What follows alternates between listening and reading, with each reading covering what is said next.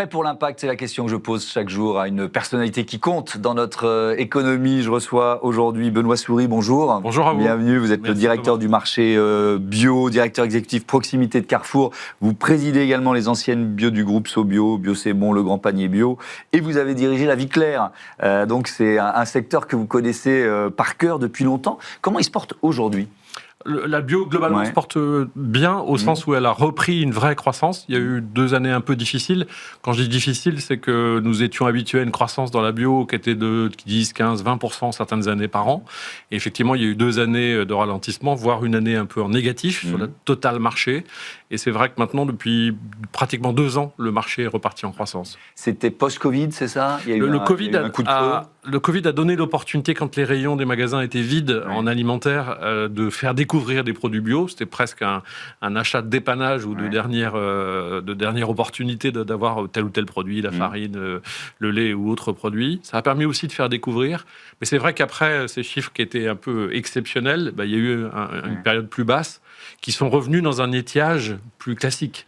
Maintenant, on a repris une vraie croissance, on va dire organique, et ça c'est important. Est-ce que ça a installé dans l'esprit des consommateurs un match bio local ?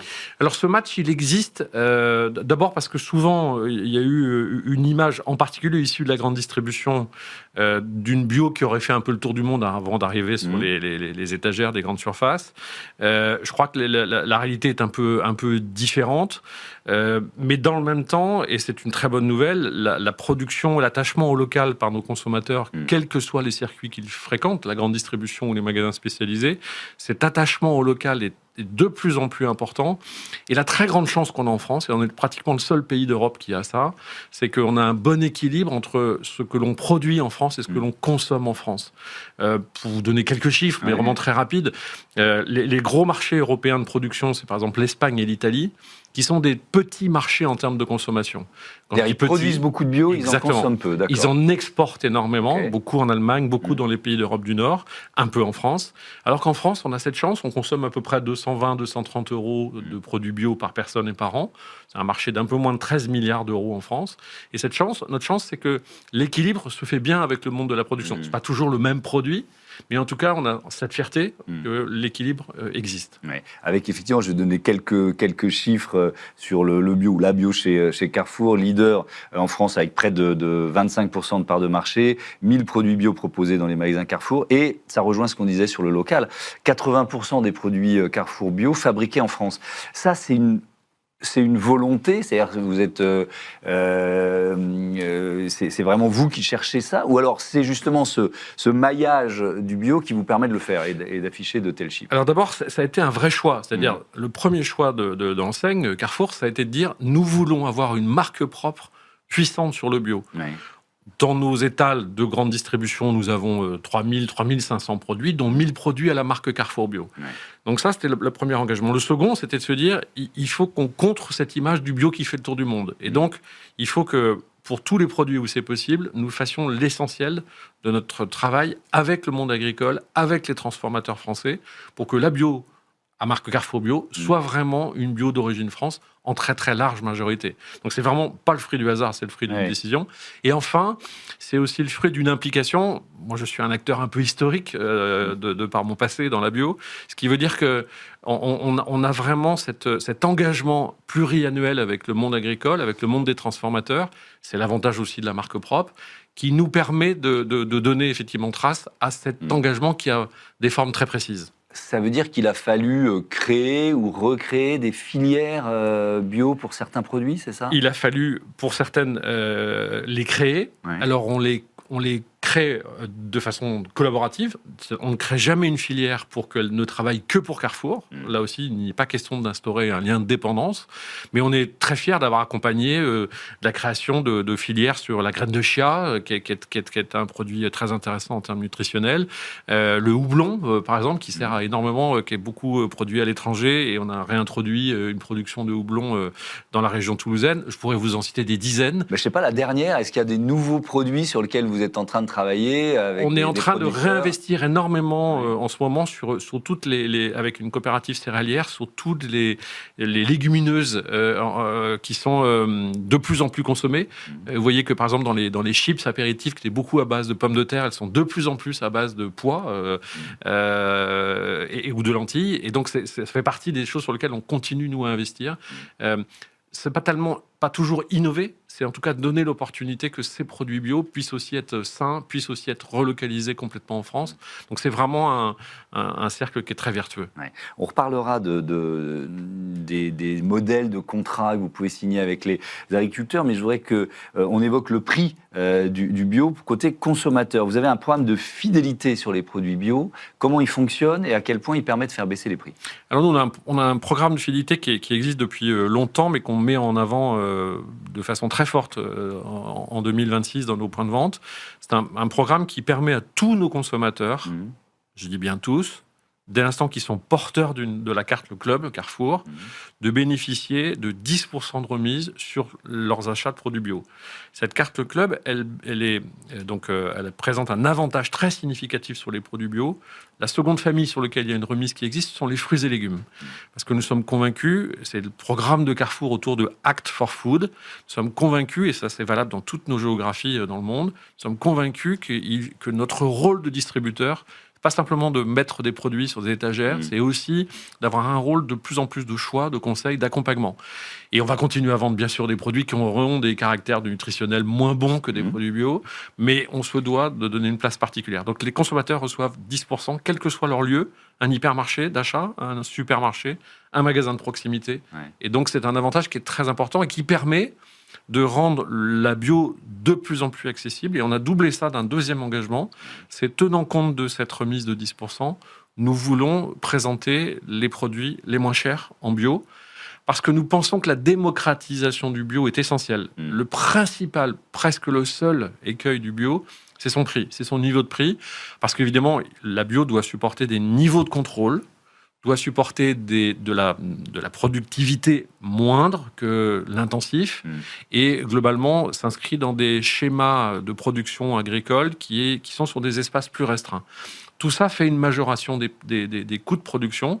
Donc évidemment, notre rôle à nous, bien sûr, on doit gagner de l'argent sur les produits bio en les vendant, mais en tout cas, notre volonté, c'est l'accessibilité. Ouais, alors ça répond à une critique, l'une des critiques qui a été exprimée par une commission d'enquête sénatoriale sur les marges des industriels et de la grande distribution. C'était fin mai, un rapport qui dénonce, alors je vais le synthétiser rapidement, un certain nombre de pratiques, contournement de la loi Egalim, brutalité des relations commerciales, et effectivement, une marge plus importante sur le bio que sur les produits ultra transformés. Oui. Alors, peut-être déjà une réaction un peu générale sur ce rapport, qui a évidemment pas mis en joie le secteur de la grande distribution, et puis après, sur le point précis des marges. D'abord, ce rapport qui intervient après des auditions tout à fait nombreuses de l'ensemble des acteurs de distribution, il a au moins eu un mérite, c'est qu'il a sédimenté tous les acteurs de la grande distribution qui, de façon unanime, de toutes les enseignes, ont simplement dénoncé ce qui est manifestement des éléments de langage qui ne reposent sur aucun fait économique. Donc, considérer que la grande distribution capterait 40% de la valeur ajoutée d'un produit, c'est manifestement méconnaître nos comptes d'exploitation. Les comptes d'exploitation de la grande distribution, c'est globalement autour de 20% de marge quand c'est 20%, et c'est globalement partout, quels que soient les réseaux, y compris les plus rentables, 2% de résultats. Donc je ne vois pas où sont les 40%, et d'ailleurs, ça n'est absolument pas démontré. Et d'ailleurs, je souligne que la fédération qui regroupe l'ensemble des acteurs, de Intermarché, de Leclerc, de U, de Carrefour, etc., elle a pris position contre ce rapport. Elle a d'ailleurs été rejointe par l'ensemble des instances qui regroupent le monde agricole, ce qui est quand même assez singulier, pour dénoncer la caricature de la relation. Et enfin, pour répondre à votre dernier élément de question... Sur les marges, effectivement, plus de marge sur le bio que sur les produits ultra transformés. Là aussi, c'est totalement non étayé. On ne peut pas avoir un double langage. On ne peut pas dire on veut rendre le bio le plus accessible, virgule, être, pour ce qui concerne Carrefour, le bio le moins cher de France et considérer qu'on va surmarger, c'est absolument incompatible. Donc là aussi, pas de démonstration, simplement des allégations. Je trouve ça très triste. Et en tout cas, c'est évident que tout le monde de la production, de la transformation, de la distribution doit être capable de gagner sa vie. Mais le point d'attention, c'est que si on veut continuer à ce que la bio se développe, et c'était votre première question, il est important que l'accessibilité prix soit possible. Et pour ça, il faut qu'on continue toute la chaîne à travailler sur notre rapport de valeur. Avec, dans une interview le mois dernier, vous disiez posséder une marque de distributeur forte, en l'occurrence Carrefour Bio, nous immunise contre les contractions d'offres initiées par le monde industriel. Déjà, qu'est-ce que vous décrivez quand vous parlez de ça? Puis ensuite, on va parler justement de vos relations avec l'industrie agroalimentaire. En fait, ce qui a été notoire dans la post-Covid, en particulier en 2024, c'est qu'un certain nombre de grands industriels qui d'habitude ne produisent pas de bio, des très grands chocolatiers, Côte d'Or, des très grands industriels des céréales pour petit déjeuner, je ne vais pas citer les marques, ont fait des déclinaisons de produits en bio. Sentant là l'opportunité d'élargir leur portefeuille, elles l'ont fait souvent avec, par contre, une structure de marge et une tarification consommateur très élevée, très très très premium, avec pourtant un investissement dans la filière qui était relativement pauvre. L'intérêt de la marque propre, c'est qu'elle nous permet d'avoir un engagement avec une vraie pérennité. C'est vrai dans la relation que nous avons avec les industriels et les producteurs qui travaillent pour nous, puisque la plupart sont engagés dans des contrats pluriannuels. Et donc, cette marque propre, elle a un caractère un peu... Elle nous immunise partiellement, jamais totalement, mais elle nous immunise parce que comme nous avons pris des engagements de volume, comme nous avons pris des engagements sur les modalités de fixation de prix, les allers-retours de telle ou telle marque de grands industriels qui ne font plus, qui surmargent le bio, et qui, quelque part, ont fait à un moment un appel de communication, parce qu'en général, elles ont aussi fait des grandes campagnes de communication, télé, panneaux publicitaires. Donc, elles ont levé l'œil, ils ont permis de lever l'œil sur le bio à coller à une grande marque, mais elles n'ont pas réussi. Et en fait, ce que l'on note, c'est que la diminution des assortiments qui s'est beaucoup passée essentiellement en 2025 était essentiellement due non pas à la réduction de présence de produits à marque propre dans notre enseigne Carrefour, pas plus que dans la réduction de l'offre de grands spécialistes. Je vais citer Léa Nature, Bjorg, Vrai, qui sont autant de très gros opérateurs qui sont vraiment dans le monde de la bio depuis très longtemps, mais beaucoup plus ou quasiment uniquement à des acteurs qui avaient des gammes bio et qui d'un seul coup les ont arrêtés. Est-ce que l'un des... J'ai bien compris, vous étiez très critique sur le rapport sénatorial, mais cette commission d'enquête, mais est-ce que ça ouvre pas la porte à une remise à plat du système de négociation des prix, notamment avec les industriels? Ouvrir la porte, je crois que la porte en France, elle est ouverte régulièrement. Mais est-ce qu'il faut le faire? Est-ce qu'il faut revoir le système? On a ce paradoxe, cher Thomas, c'est qu'en France, on est le pays européen qui a, depuis des années et des années, mis en place un nombre incalculable de réglementations. Egalim, version 1, version 2, version 3, l'ensemble des éléments qui veulent réglementer, contraindre ou autre. Il y a énormément de pays européens qui rendent, je crois, service à leurs consommateurs et qui permettent de faire vivre. Je vais parler d'Allemagne, je vais parler d'Italie pour être très simple, pour lesquels vous pouvez chercher les textes qui régissent les relations entre le monde industriel et le monde de la grande distribution. Donc on est à ce point en France tendu sur la nécessité de contraindre, réglementer autres, alors qu'on a des champions de la distribution, tout comme on a des champions de la bio, qui n'existe pas dans d'autres pays, au point où nous sommes en France, qu'on veut encore plus rajouter des contraintes. Alors, c'est vrai pour la bio, c'est vrai pour le reste. Moi, je pense qu'il y a un élément qui est absolument essentiel, c'est qu'il faut demain qu'on puisse avoir la certitude que quand les industriels négocient avec la distribution, il faut qu'en parallèle, je dirais même en amont, nous ayons la connaissance de la façon dont ils ont négocié avec le monde agricole. Je crois que ça, c'est un élément important. Ça donnerait de la transparence à l'ensemble de la chaîne. Et enfin, quand vous regardez globalement ce que sont les profits du monde industriel versus le profit de la distribution, je crois qu'il y a juste un problème de décimale. Donc je crois que là-dessus, il faudrait raison garder. Alors justement, parlons des producteurs, puisque ce que vous nous dites là, c'est l'enjeu de la juste rémunération des agriculteurs. Vous évoquiez les contrats que vous signez, les contrats de longue durée. Comment ils fonctionnent, ces contrats? En fait, sur l'avantage, sur la seule façon pour l'agriculteur de se prémunir contre des allers-retours de la distribution, qu'elle soit grande distribution ou distribution chez des spécialistes, c'est de chercher à ce que la contractualisation soit pluriannuelle. Ça donne ainsi une lisibilité et ça donne la capacité, effectivement, à ce que le monde de la production et le monde de la transformation s'organisent. Nous, on est très fiers parce qu'on accompagne très, très majoritairement en France, pour plus de 85%. On accompagne aujourd'hui un peu plus de 5000 agriculteurs, viticulteurs et éleveurs dans leur transition, dans leurs augmentations de surface en bio. C'est une grande fierté. Il y a plus de déconversions parce qu'on a Alors, au global de la France, il y a un certain nombre de déconversions sur des produits qui étaient surproduits versus sous-consommés. Il y en a eu quelques-uns sur le lait, il y en a quelques-uns ici ou là. Le marché se régule, mais on est très sensible à ce qui se passe sur la bio, mais c'est quelque chose d'assez naturel. Les gens, à un moment, consomment énormément, j'en sais rien, telle ou telle variété de produits. Vous aviez un produit, par exemple, qui s'appelait Ebly, qui était une céréale très intéressante. Ça a eu un énorme boom en France, ça a un peu diminué. Ça reste un produit très, très consommé dans d'autres pays. J'étais au Maroc chez nos partenaires marocains en fin de semaine. Ce sont encore des produits qui sont très présents. Donc, je crois qu'il faut assurer auprès du monde agricole de la visibilité sur ce que nous allons faire. Donc, nous fixons avec eux un contrat pluriannuel.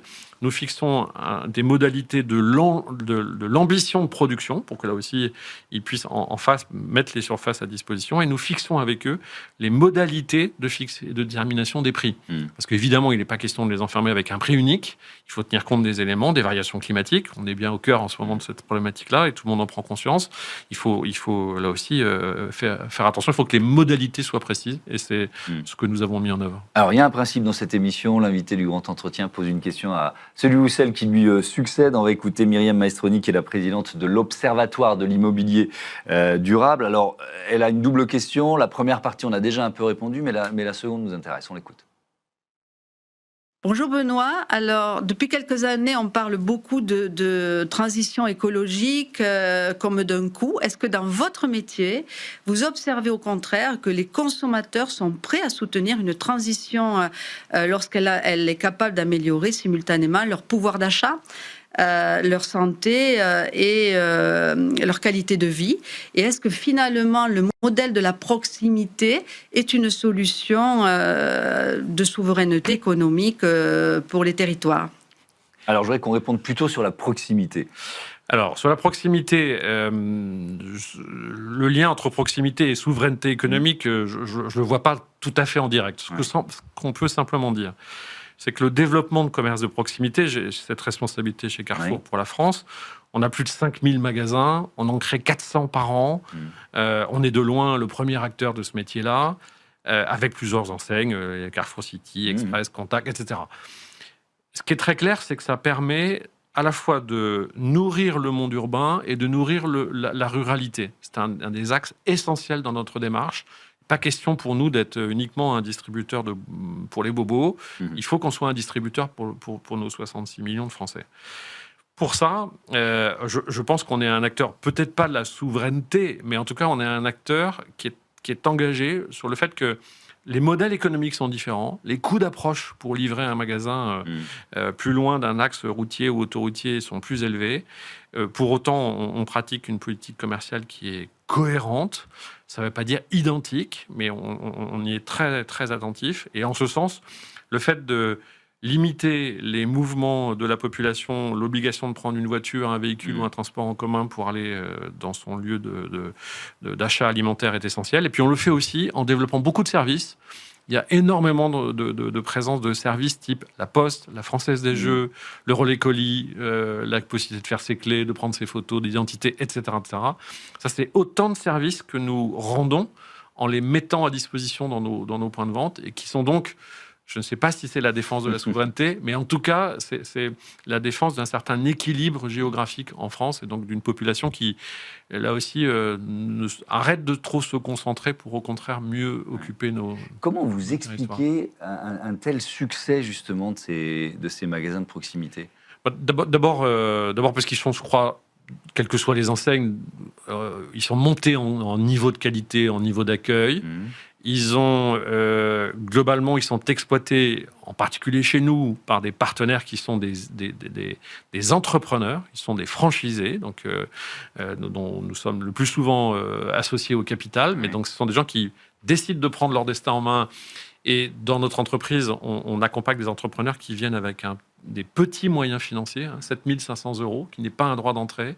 Donc c'est leur magasin. C'est leur magasin. Je comprends bien. Et donc ils veulent qu'il soit le plus attractif possible. Exactement. Etc. Alors c'est pas un repoussoir du salariat, bien évidemment, mais ce que je veux dire, c'est que c'est vraiment un point essentiel, c'est qu'il y a vraiment. Ensuite, ça fait des acteurs qui sont ancrés dans leur territoire. La plupart, passé le début du magasin, s'investissent dans la vie locale, dans l'association des commerçants. Dans le monde sportif, dans un peu de sponsoring, etc. Donc, on les incite d'ailleurs à le faire. Donc, je crois que c'est ça qui est vraiment extrêmement vertueux. Et c'est ça qui, par rapport à des très grandes surfaces qui font très, très bien leur job, évidemment, et qui présentent la capacité à avoir des prix. Plus on va dans un hypermarché, moins les prix sont chers. Bien évidemment, les coûts d'approche, les coûts locatifs, les coûts d'exploitation d'un magasin de plus petite surface ne sont pas comparables. Mais ce développement, cet essor est vraiment important. Et enfin, parce que ces magasins de proximité, ils ont aussi développé, je l'évoquais, les services, mais aussi des formes nouvelles. Je prends un seul exemple. Nous réalisons plusieurs centaines de millions d'euros avec les plateformes que sont Uber Eats, Deliveroo ou Carrefour.fr. Ça veut dire que de plus en plus de consommateurs, en particulier les urbains, mais pas que, ont la capacité de commander leurs courses, d'être livrés une demi-heure après, avec effectivement une offre qui est nouvelle et qui est l'offre du magasin, qui est préparée dans le magasin à côté de chez eux. Donc en fait, tout ça donne un équilibre qui est très intéressant. Est-ce que vous vendez plus de bio dans ces magasins de proximité que dans les hyper ? Oui, la part, ce qu'on appelle la pénétration, le taux de pénétration du bio dans les magasins de proximité se situe globalement aux alentours de 7,5% dans nos enseignes, quand la moyenne de Carrefour se situe aux alentours de 6%. Donc c'est globalement... alors, il ne faut pas oublier que, évidemment, dans un hypermarché, on vend de l'alimentaire, mais on vend aussi du non-alimentaire. Donc, la venue du consommateur n'est pas que centrée sur l'alimentaire. Mais en tout cas, le choix que nous avons fait, c'est pour ça que nous sommes le leader de marché, c'est effectivement de maximiser la présence du bio dans nos enseignes de proximité. Alors, sur les modèles, justement, de grands magasins, d'hyper ou de magasins de proximité, le groupe Carrefour lance une sorte d'offensive, on peut dire ça comme ça, contre Grand Frais, avec l'ouverture, c'est là, début juillet, près de Lille, à Fâche-Tuménil. Ça me rappelle des souvenirs d'étudiants à Lille, du premier Match Frais. Absolument. Alors, c'est quoi Match Frais ? En fait, on est parti du constat que de plus en plus, les consommateurs français segmentent chez des spécialistes. Ils segmentent leurs achats chez des spécialistes. Raison pour laquelle, chez Carrefour, on a fait l'acquisition et on a développé, on a acheté au début 7 magasins qui portaient une enseigne SoBio, puis on en a 150 aujourd'hui. Parce que nous savons que le consommateur, il veut trouver des lieux de destination qui soient dédiés à une typologie de produits. Tout comme d'autres opèrent sur du vin avec des enseignes très connues qui font très bien leur métier. C'est de plus en plus le même schéma qui se trouve sur le produit frais, au sens fruits et légumes. Pas du tout de produits de grande consommation, mais du fruits et légumes, des produits frais. Et avec un acteur que vous avez cité, qui s'est largement imposé. je crois qu'on a été à un moment attentif à ce qu'il faisait. Et la réponse de Carrefour, elle prend 2 formes maintenant, au moins 2 formes ou 3. D'abord, nous développons une enseigne de proximité qui est dans mon périmètre, qui s'appelle Potager City. On a, d'ici la fin de l'année, on aura 48 points de vente en France, qui sont des points de vente urbains, de centre-ville, qui proposent près de 70% de leur chiffre d'affaires autour des fruits et légumes. Et puis le reste, c'est que des produits frais. Il n'y a pas de produits secs, si ce n'est un petit assortiment de vin. C'est la même démarche autour de Match. Match, c'est une très belle enseigne rachetée par le groupe Carrefour il y a 2 ans. Et nous souhaitons effectivement utiliser tout le savoir-faire de Match qui est très centré autour des produits frais et de la notion préparée ici pour vous, donc le PIPV dans notre langage interne. Et ce faisant, on a pris ce risque, cette initiative. Premier magasin à Fâche-Tuménil, 2e magasin à Reims, 3e magasin dans la région parisienne, avec l'ambition, évidemment, si nous réussissons, et on va pas, on est à quelques jours post l'ouverture, les premiers jours sont tout à fait satisfaisant, exactement dans l'ambition qui était prévue. L'ambition, c'est d'en avoir une 50aine, et puis on verra après si on est capable d'accélérer. Un dernier mot, il y a quelle part de bio dans le linéaire d'un Match frais? Eh bien, c'est une très bonne question. En l'occurrence, la part du bio a été justement maximisée pour que l'on soit plus près de ce qui se passe en proximité. Donc, on a à peu près 9% de notre assortiment en produits bio chez Match Frais. Ouais. Et alors, pour reprendre la première partie de la question que posait Myriam Maestroni, est-ce que vous voyez quand même, parce qu'il y a le coût, il y a le prix, ça on est bien d'accord, il y a quand même un engagement du consommateur aussi qui s'exprime? Alors, les consommateurs, s'il n'y a pas trop de bouleversements économiques qui sont liés soit au taux de chômage, soit au taux d'inflation, les gens qui s'engagent en bio font rarement marche arrière en totalité. Ils peuvent faire marche arrière, on le voit un peu sur, en ce moment, la dermocosmétique. Il y a eu énormément de produits qui s'étaient lancés en bio. C'est vrai, avec des ingrédients bio dont le poids dans la composition était peut-être insuffisant au sens du consommateur. Autant en alimentaire, c'est à 95% des ingrédients bio minimum. Mais en tout cas, on est certain qu'on aura demain d'autres opportunités pour continuer à développer le marché. Merci beaucoup, Benoît Soury. À bientôt sur Be Smart for Change. On passe à notre rubrique Smart Ideas, une start-up à l'honneur comme tous les jours.